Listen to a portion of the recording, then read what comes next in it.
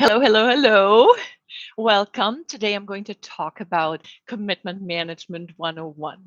So it's a mouthful, isn't it? Commitment management. People don't talk like that. We don't say, oh, I have a practice of commitment management.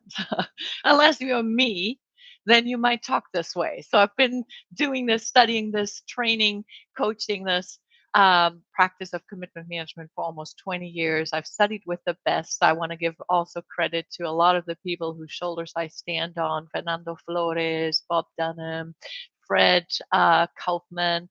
Um, the idea of managing commitments is not new. It was actually even, I believe, written about it by a German philosopher hundreds of years ago. Um, but it is kind of rare that we look at our life through the lens of what are we committed to, rather than what can we do based on the circumstances we are in. So the importance of commitment management is that it empowers you to live an extraordinary life, because you're not really just navigating the circumstances and tolerating what is, or trying to make incremental improvements based on what you did last year.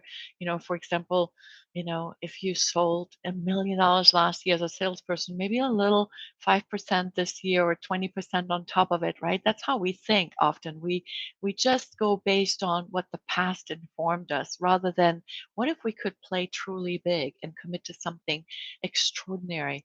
So coaching very much lives in that paradigm of what is possible. And it makes sense that when you think about, why do we hire coaches, to help us accomplish this, right? So in order to accomplish it, you make commitments to those visions, those dreams, those goals that you have. You make true commitments, and then you manage the commitments. And that is so different from the day to day, where we just navigate our circumstances and we say, losing weight is hard. Going to the gym every day is hard. It's not so empowering to be coming from the here and now, and then looking at our circumstances. So what inspires us in commitment management is the idea that we're really locked in on that desired outcome. What do we want to have happen? What do we care deeply about? So much so that we're willing to commit big. Right? So when I say big, I don't necessarily mean taking huge action, but maybe taking consistent action.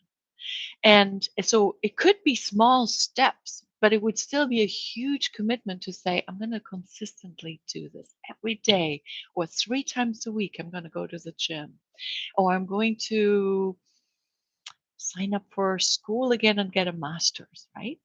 You don't get it overnight. It's a huge commitment. So we really do get things done, and dreams and goals get fulfilled when we commit to something. And and that is a practice that takes time, um, and rigor, and it takes a commitment to commitment practice. Yeah, right? It really is a shift from a mentality that we often can fall into, which is that we feel like we're victims of our circumstances. Like so many times when I'm coaching people, they tell me, "Oh, it's out of my control. Nothing I can do about it. We're still waiting for, inventory, or we're waiting for production." Or um, when you use that word, "we're waiting, nothing we can do," just recognize that that is most likely you falling into that victim mindset and really not practicing commitment management fully yet. So I made a video on the mechanics of accountability, and how to get commitments and honor commitments, and also what to do. I will make one, how to navigate when people make commitments and break them. Right? There's a lot to it. I don't want to make this video too long, but I just wanted to highlight that in today's world, we're still very much operating in a compliance model. We're still thinking that we just have to tell people what to do and they will do it. And the reality is, we need to get so much better at actually getting commitments from people and making commitments. Making commitments. So you might not think of yourself as someone who does not make commitments. And I don't want to, assume or insult anyone, but just think of a simple example. When someone invites you to a party, for example, do you write back and say, yes, thank you, I will be there, or I will not be there, right? Or a meeting invite. Do you accept it as in that's the only meeting I'm accepting at that time? Or do you have three other meetings that you put a maybe in? A lot of my clients have practices like this when they first start with me, and we talk about that, because when you say maybe, you're really not committing. You're really actually just that, a maybe, and people cannot count on you. So, yeah, so commitment management is, it's a language, it's a way of being, it's a perspective in life, right? It's more than just a couple words. It's a true practice. Sometimes it's counterintuitive because every cell in our body is going, no, I don't want to commit to it, because what if I can't fulfill it? Then I'm going to look bad.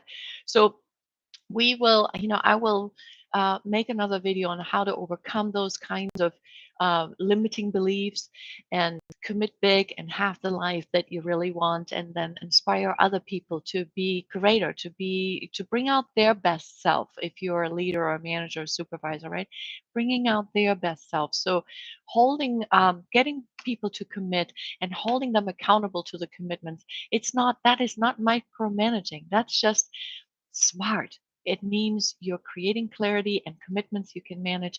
You have a greater likelihood of having accountability in your life and in your organizations. So I will see you on the next video. Thanks for listening in today. Thank you. Bye.